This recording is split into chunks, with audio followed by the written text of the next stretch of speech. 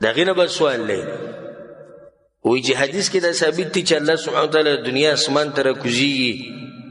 د شپې په دې اخرنۍ 3 مېسه کې او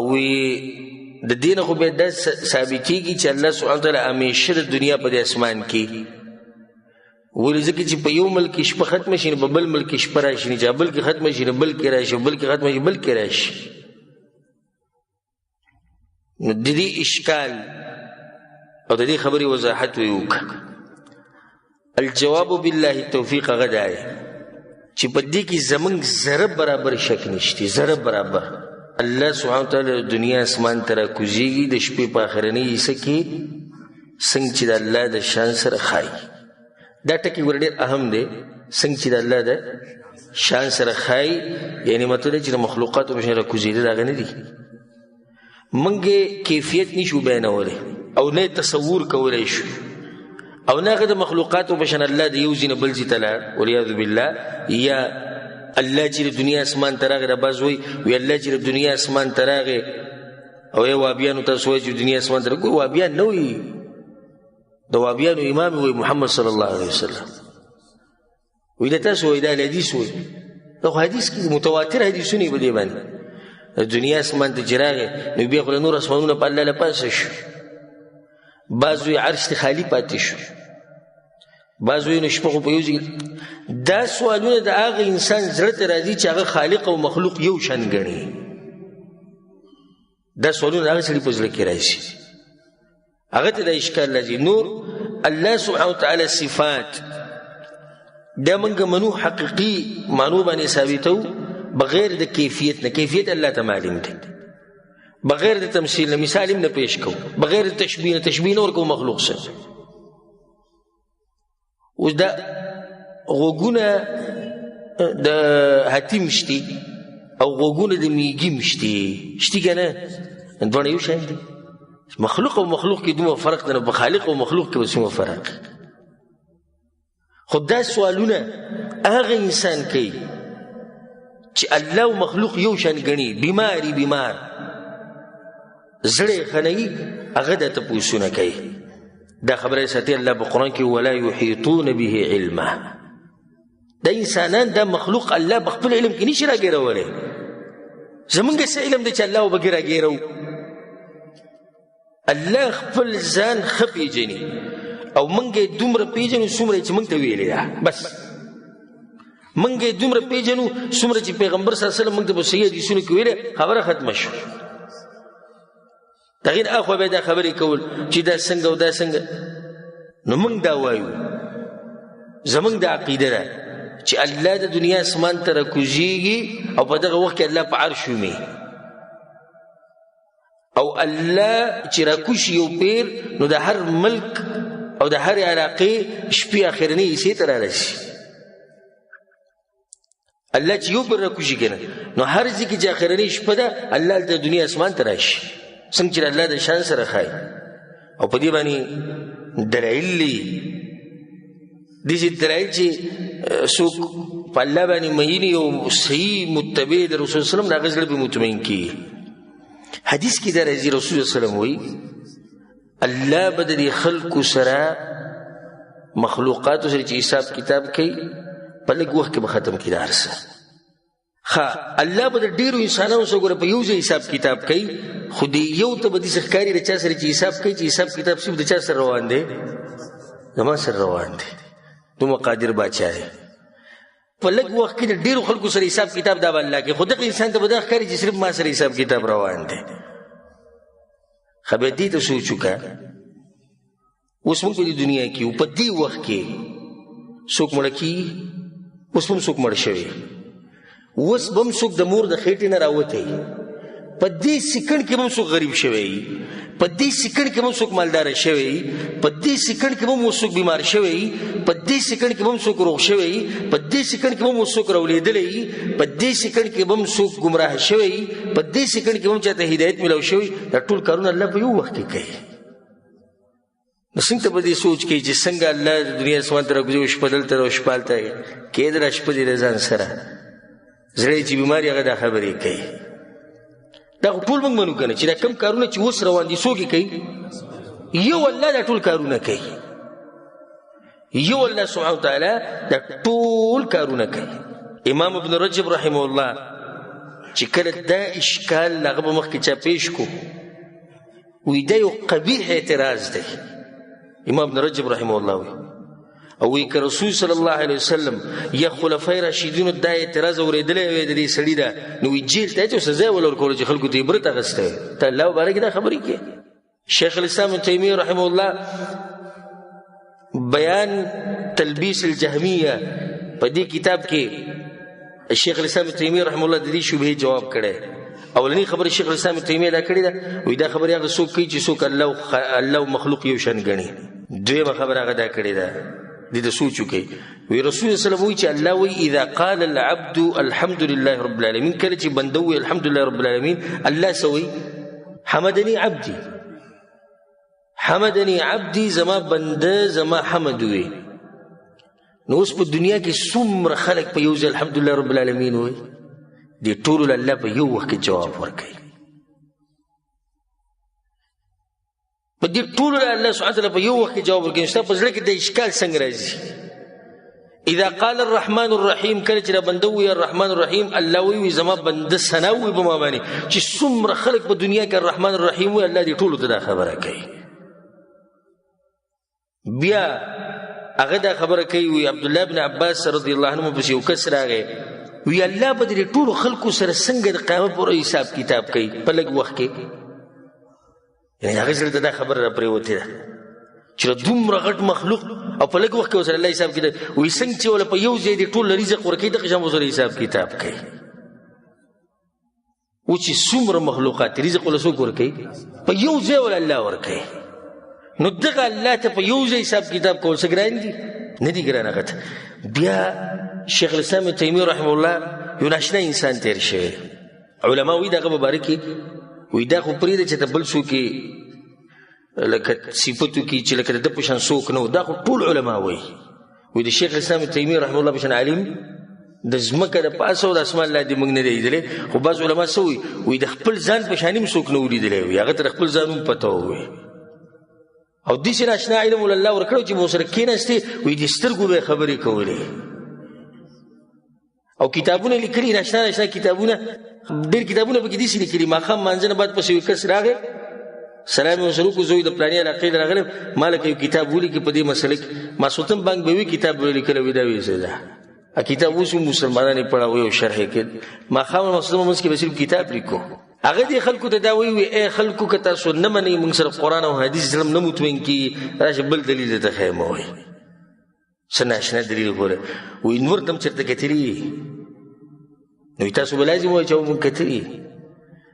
دا نور په یو ملک کې په بل کې نه وي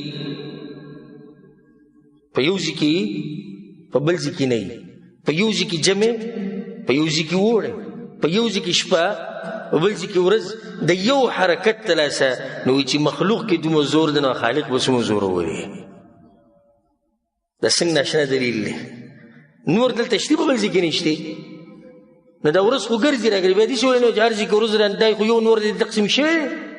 دا خبره خو چا نه ده کړې نه د نور په باره کې نه کې او د خالق په باره کې کې څه ناشنا دماغ دی اچھا چې را نور پیدا کړی دا خبره څومره زوروري چا چې را نور پیدا کړی دغه خو بیا ناشنا طاقت الله سبحانه وتعالی هغه زورور باچا دی چې دغه په باره کې به موږ څه ووایو خو صرف دومره د دې خبرې جواب دی حاصل دا شو چې دا شبهه هغه چاته راځي چې څوک خالق او مخلوق یو شان ګڼي او چې څوک دا وایي چې خالق او خالق ته مخلوق ته د الله را کوزیده د دنیا اسمان ته د دې سینې څنګه چې انسان را کوزي الله را کوشي د دنیا اسمان ته په عرشي الله را کوشي او په دنیا کې چې په کمزې کې شپې او په کمزې کې اخر د شپې اخرنی سي الله هغه اسمان ته را کوشي هغه طاقت په دې خبره پوه شوي که نه دا ګوره هم مسله د عقیدې ما حتی اوسه کوشش وکړو چې ښه واضحه کړو انشاءالله په دې باندې به ستاسو دماغ او دغه کوم رول چې تپوس کړی د هغه دماغ به ښه کولی وشي انشاءالله الله سبحانه وتعالی دې موږ په دې توحید باندې مضبوط ساتي او الله سبحانه وتعالی دې موږ د سلفیت په عقیده دې ته د سلفیت عقیده وایي دا د سلف عقیده دین د مشرانو دا د اهل حدیث عقیده دا د صحیح حقیقي اهل سنت عقیده ده چې الله سبحانه وتعالی چې خپل کوم خبرو کې هغه به حقيقي ثابتو بغیر د سنه د کیف نه چې څنګه او دا ولي او دا دي بغیر د تشبیه نه بغیر د مثال بیانولو نه الله ویلي زموږ به ایمان دی و دې ایمان پکار دی دا غیر بعد یو سوال کړی دی چې یو سړی د شپې د کیږي او په زړه کې دی چې زه راپاسم بیا به ویتر وکړم او وده پاتې شي چې راپاسي سحر باندې ویلی سحر د بانګ نه بعد او د منځ نه مخکې ویتر کیږي او که نه الجواب بالله التوفیق هغه ده چې د ویتر د منځ وخت حدیثونه کې چې بیان شوی دی هغه د ماسخوتن د منځ نه شروع شي ماسخوتن مونځ ختم شي او د سحر د راختو پورې دی رسول صلی الله علیه وسلم په صحیح بخاری کې دا حدیث صلاه الليل مثنى مثنى د شپې مونځ 2 رکعات لري فإذا خشي الصبح که سحر راختونه ویری دی یو رکعت مونځ کې دا ویتر شو دغه شان روایت کې راځي چې اوتروا قبل ان تصبحوا د سحر د راختونه مخکې ویتر وکړي او که څوک د پاتې شو راپاسې نو به دې کې د علماو اختلاف دی اکثر علما دا وی ان دې وو صبر کوي چې کله دا نور روخي جو دغه نه بعد به دې قضا راوړي او با صحابه کرامو دا نقل لك عبد الله بن مسعود نا عبد الله بن عباس نا عباده بن الصامت رضی الله عنهم اجمعين چاوینا دغه ټیم کې چې ډیره پاسر بسودي کې او د دوی دا خبره والعلم عند الله هغه دلایل پرانا کې مضبوط ښکاري او شیخ الاسلام تیمیه رحم الله په خپل فتاوی کې دا جواب ورکړي نو جواب دا شو چې کوم سړی نو ویتر پاتې شو را پاسې سحر باندې ویلې او د ویتر کوي نو کولای شي کني شي کولای شي د قضا راوړي شي والله اعلم دا غینه بعد سوال لري چې آیا په واده کې دا ګاډي د ناوی دا ګاډي سنبالول دي چې جایز دي لکه څنګه چې نن سبا سنبالي الجواب بالله التوفیق غدا چې دې کیس حرج نشته جایز دي پوخا بهم دا ډولې راوړه د صحابه کرام په وخت کې سره په وخت کې جواب او خپل غونډه هغه به دي او خو باندې کې خو دا هغه به سم مزدار کړي او خپل کپڑے به چولې خوشالي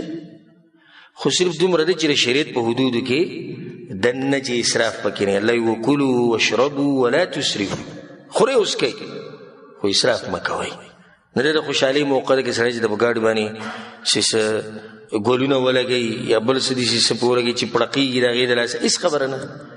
دا بعضې چې د کم د وخت نه مخکې وبتي شي داسې به سختې فتوی ورکوي دا حرام وکړو دا د خوشحالي ده کومه چې مباح او جایز خوشحالي چې د خلک پې خوشحاله شي والله اعلم د هغې نه به سوال لري چې ما ته یو کس دا میسیج را لېږلی دی په واټساپ باندې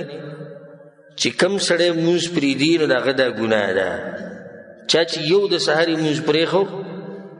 نو دی به 10 کاله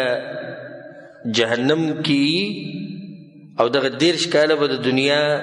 18,000 کاله وي او چا چې د ماسپښین مونځ پرېښو لکه د چې زر مسلمانان ووجل او چا چې د مازدیګر مونځ پرېښو لکه د چې کعبه ورانه کړه او چا چې د ماښام مونځ پرېښو لکه د چې د مور پلار سره زنا کړي او چا چې د ماسخوتن مونځ پرېښو نو الله د په رزق کې د په جسم کې د بچو کې هغه برکت ختم کړي د دې مبارک وي تاسو وایي الجواب بالله توفیق غدا چې په دې کې څه شک نشتی چې فرض موږ عمدن پرې خو د په غټو ګناونو کې غټه ګناه ده ورسته د شرک نه د زنا نه دې ګناه زیاته ده د موږ قصدن پرې خو ده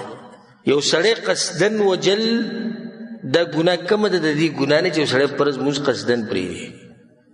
غلا کول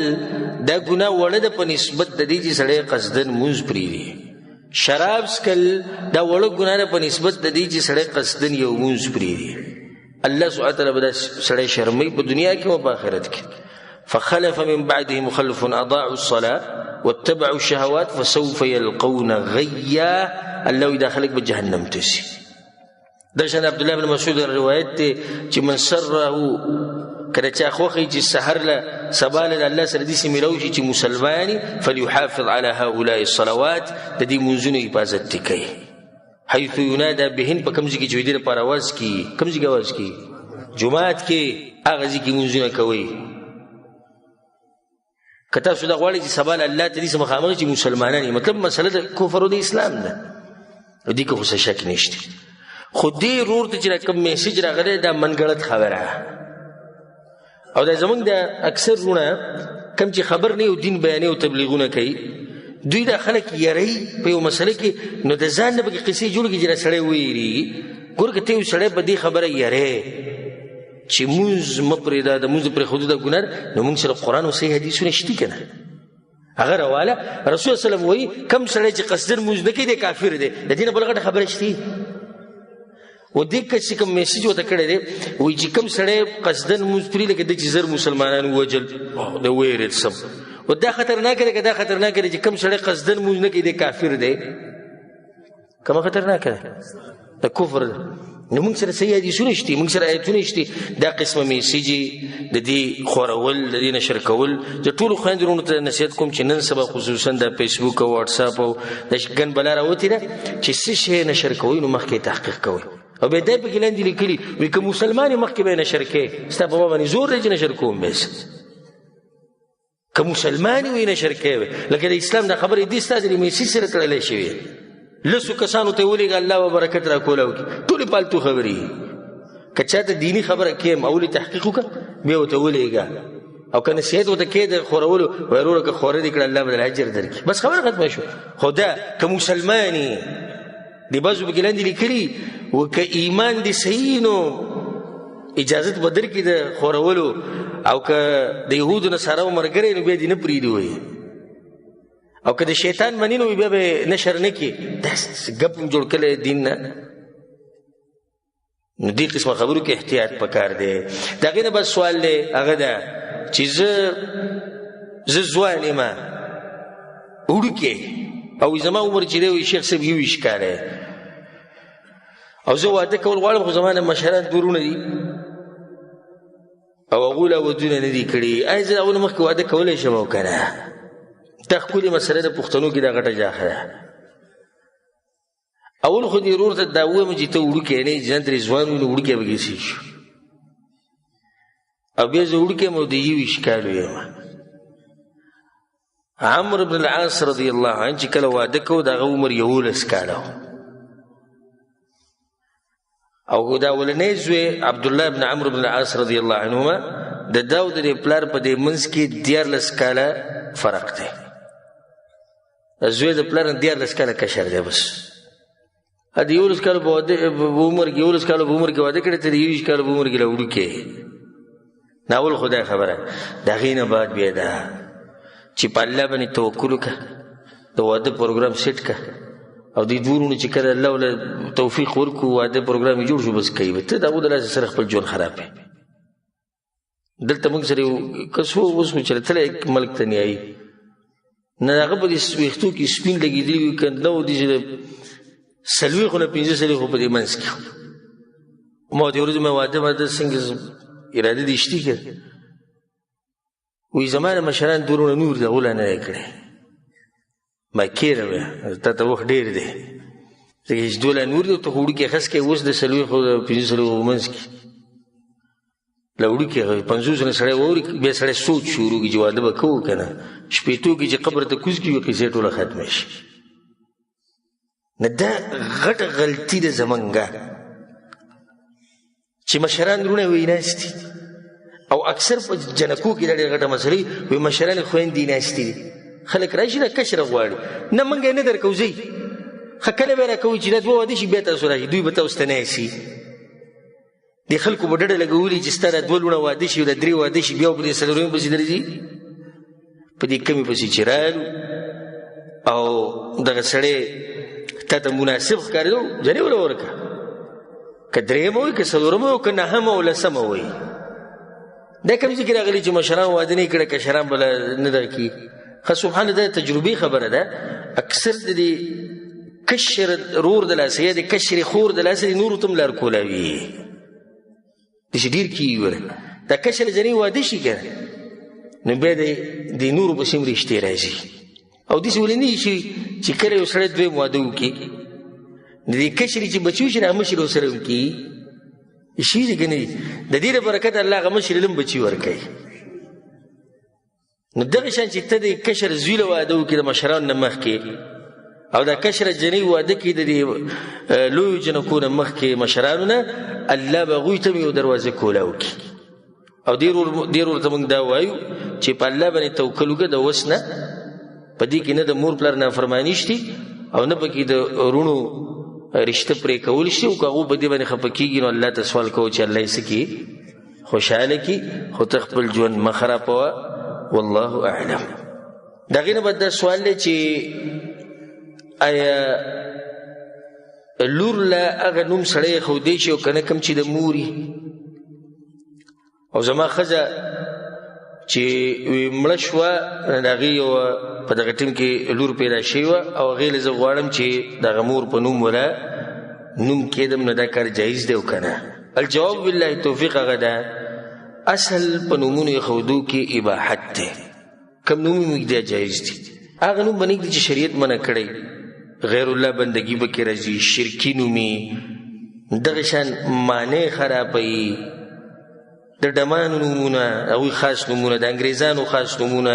د دې نه ځان ساتل پکار نور هر قسمه نوم ایښوده دا جایز دي نو په دې کې څه حرج نشته چې یو سړی لور له هغه نوم کېږدي چې هغه د چا هغه د ښځې نوم ومي د مور نوم او په دې کې علي بن ابي طالب رضی الله عنه دا مثال ښکلی مثال د علي بن ابي طالب رضی الله عنه دوه لوڼې دي چې هغه دواړو نومونه فاطمه دی لکه یو لور نه دوه یوې ته به ویل کېدو فاطمه الکبرى بله الصغرى لویه وړه چې فرق پکې راځي نو د کبرا او صغرا به ورسره وي اول ته د هغه د ښځې نوم فاطمه دی رضی الله عنها نو دې کې څه حرج نشتي دا جایز دي چې یو سړی خپلې ښځې دا جایز دي چې یو سړی خپلې لور له د هغوی د مور او د خپلې ښځې نوم وله کېږي دغه شان بچي له د پلار نوم ایښوده په دې کې هم څه حرج هغه نشتي والله اعلم. د هغوی په زړه کې دا اشکال دی چې موږ خو حج کړی دی خو موږ د حج خطبه نه ده اورېدلې آیا زموږ دا حج وشو که نه دغه شان مسله د جمعې د خطبې ده چې د جمعې لمونځ کېږي د دې ورو دا سوال دا دی چې بعضو کسانو حجونه کړي اوس یې په زړه کې دا اشکال دی او سوچ دی چې موږ خو د عرفات خطبه نه اورېدلې زموږ د حج به شوی او که نه دغه شان چې سړی جمعې لمونځ لمانځله راورسي خطبه تېر شوي د ده لمونځ کېږي او که نه جواب هغه ده چې د حج خطبه اورېده د یو عظیم عبادت دی اوچت عبادت خو که د چا نه پاتې شوه نو په حج کې کمی نه راځي حج د هغه صحیح دی بلکې نن سبا چې کم رش دی او کمه ګڼه ده نو ټولو ته دا موقع هم نه میلوي چې هغوی دا واوري کم خلک چې لري د جومات نه چا سره ریډونه وي چا سره بل څه وسایل نه وي چې په هغې باندې واوري نو بس دوی د خپل منځو کې او هېڅ خبر نه ده که دوی نه خطبه پاتې شو دغه شان د جمعې خطبې باندې که یو سړی لیټ شو او وروسته راورسېد مونځ یې راګیر کړو د امام سره مونځ یې وکړو 2 رکعته نو د جمعې مونځ هغه هم صحیح دی جمعې خطبې له چې راغلې خطبه وا بیا به باندې اورېدل لازم وي که یو سړی مثال کې لاړه اوده پاتې شو په لاره راشو لیټ شو راغی جومات ته بس اقامت شو په مانځه کې دې شریک شو انشاءالله د مونځ د صحیح دی والله اعلم. بیا موږ وګرځو نو ګڼانو میلاونه کړو چې دغه نه بیا به هغه کوم شي هغه دین کې داخله کړه موږ داخله وکړو هغه شیخ هغه موږ ته ټیم ونه کړو بیا سمدس راوړو سره دا ورو دا سوال کوي چې موږ حج کې چې کله د قرباني دپاره پیسې ورکړې نو هغوی د ټیم ونه کړو چې کله به څاروی حلالوي او موږ راووتو او سرونه مو وخرول دې څه حکم دی؟ الجواب بالله توفیق هغه ده چې د اختر په ورځ د غټ اختر په ورځ یو څو کارونه دي غټ شیطان ویشته زموږ خلکو ته شیطان وایي اگر که هغې ته الجمرة العقبه وایي دا غټ شیطان ویشته بیا په دې پسې څه دی قرباني کول بیا ویښته خریل او بیا طواف زیارت کول دا 4 کارونه په دې ترتیب دي دا غوره ترتیب دی خو حدیثونو کې دا ثابته ده لکه عبدالله ابن عباس او نور صحابه کرام رضوان الله علیهم اجمعین چې په دغه ورځ به په رسول الله پسې کسان راتلو چا به یا رسول الله د شیطان وشتونه مخکې مې قرباني وکړه رسول الله ته افعل ولا حرج ځکه وایي خبره نه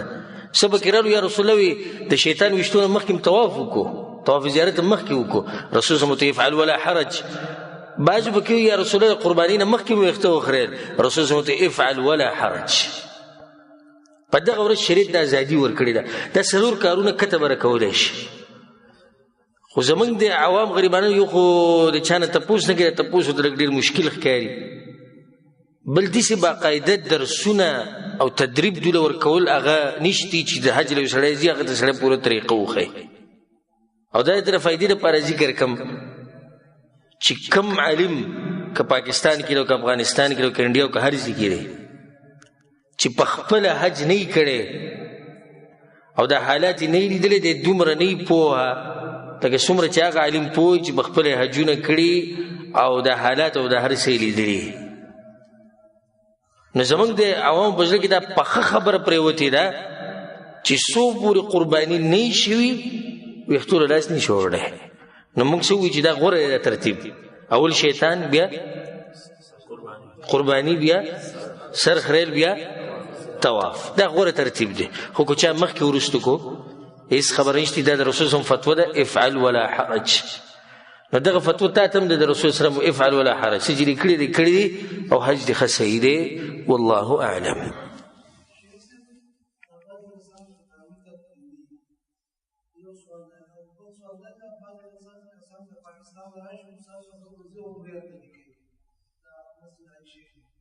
اولنی سوال د دوی دا دی چې دا بعض خلک ویتر قصدن عمدن پرېږدي جواب دا دی چې دا سړی دا د بېدینه انسان صفت دی چې همیشه ویتر پرېږدي دا د بېدینه انسان صفت دی اگر که دا مسله موږ تفصیلا بیانه کړې د بلوغ المرام درسونه واورئ او راجح قول دا دی چې ویتر چې د سنت مؤکده دي خو چې څوک همیشه پرېږدي دا علماوی دا بېدینه او بې باکه انسان دی امام احمد بن حنبل رحم الله خو وی د ګویم نه قبلي نو ویتر پر خودنی دی پکار دی اهتمام کول پکار دی دویم سوال د دوی دا دی چې دا باز کسان سفرو کې لاړ شي مکې ته نو بیا عمرو تنختی دغه مسله شي ته ځي او احرام چې بیا راځي بیا ځي بیا راشي الجواب بالله توفیق هغه ده چې عمره کیږي په دې کې خو شک نشته چې حرام و چې ورغه عمره وشو خو صرف دومره د غوره اولا او د غیر اولا خبره ده نو د رسول صلی الله علیه وسلم او د صحابه کرامو نه دي ثابت چې هغوی په یو سفر کې ډېرې عمرې کړي هغوی په یو سفر کې یو عمره کوي دا غوره طریقه ده خصوصا زما هغه وروڼو ته دا نصیحت دی کوم چې دلته اوسېږي په سعودي عرب کې تاسو څه ضرورت دی چې بار بار ځئ راوځئ اوس چې سړی پاکستان نه راغی بیا پته نه وي کله به راځمه راشي عمره ورسره بله کومه بیا مې سړی وي بیا پته نه وي چې راځي به که نه به راځي خو دا دلته چې کوم دي دا منخطي ډزه او ډزه ځي او راځي ځي او راځي نه په طواف پوهېږي نه په صفا مروه پوهېږي نه پکې دعاګانې شتي نه الله ته جړای شتي هېڅ هم نشته خو به دغه زه عمرې کوه زه ورځه عمرې کوه او بیا په اخره کې تصویران په څه ورکوه په فیسبوک باندې ورکوه دي نو دعا کوئ جي دعا کوي تاسو ته عمره دا دی وخوه نو دعا دې څه غواړي الله نه خو به دعا له غواړي چې تصویر چا نه لیدلی که نه الله دپاره دا خو تا د هغه دپاره که نو هغه ته وایه وروره صفت مې وکوه تصویر مې راته وښو داسې وایه دا غلطه طریقه ده چې څوک کیمره داسې ونیسي وی دعا راته کوه چې الله عمره قبوله کړي الله سره خو هغه سړی رابطه ساتي چې عبادت یې پټي وي یا الله ستا دپاره راغلی وم نو قبوله یې کړه خو چې کله داسې کیمره ونیسي که نه نو بیا وایه دا تصویر لایک کوي شیر کوي مخې ته او زما صفتونه وکړي چې ستاسو لپاره دومره اوږد سفر مې وکړو ځان مې دومره ستړی کړو صرف دې لپاره چې تاسو مې وینئ الله سبحانه تعالی زمونږ حال باندې رحم وکړي او د دې قسمه کارونه دي الله مونږ بچ ساتي والله اعلم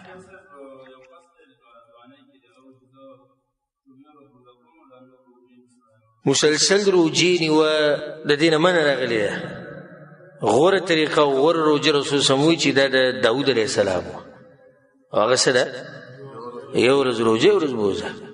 یو ورځ روجه یو ورځ بوزه نو دغه نصیحت ته زموږ دغه ځوان ته چې الله یې ستا په ځوانۍ کې برکت واچي خو دومره ده چې د شریعت نه مو مخکې نشو تللی یو ورځ روجه یو ورځ بوزه عبدالله بن عمرو بن العاص رضی الله عنهما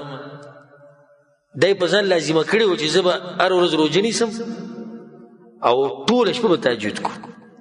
رسول الله ته چا وویل عبدالله دا خبره ګوری رسول الله ته تا ویل او یا رسول الله ما ویلي ځواني ده. رسول الله ته داسې مه کوه په میاشت کې 3 ورځې روژې نیسه. او دا ځوان به ته به دې سره ټینګ کې به 3 میاشتې باندې دغه سم ځوانان دي. هغه یا رسول الله